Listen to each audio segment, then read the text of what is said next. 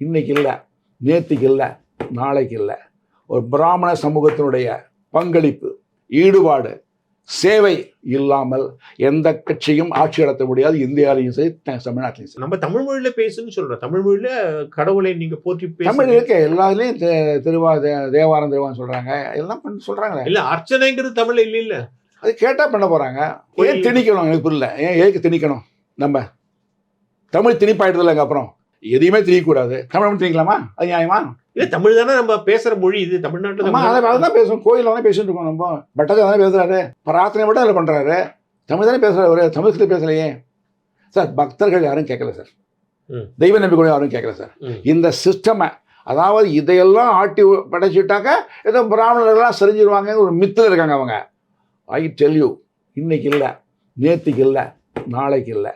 ஒரு பிராமண சமூகத்தினுடைய பங்களிப்பு, ஈடுபாடு, சேவை இல்லாமல் எந்த கட்சியும் ஆட்சி நடத்த முடியாது. இந்தியாவிலையும் சரி, தமிழ்நாட்டிலையும் சரி. ஏனென்றால் அந்த மாதிரி நாட்டுக்காக பாடுபடுற சமூகம் பிராமண சமூகம். எல்லா துறையிலும் பாடுபடுவோம், அனைத்து சவாலையும் முறியடிச்சு பாடுபடுவோம். நாங்கள் பிராமணர்களை யாரும் ஒதுக்கவே முடியாது சார்.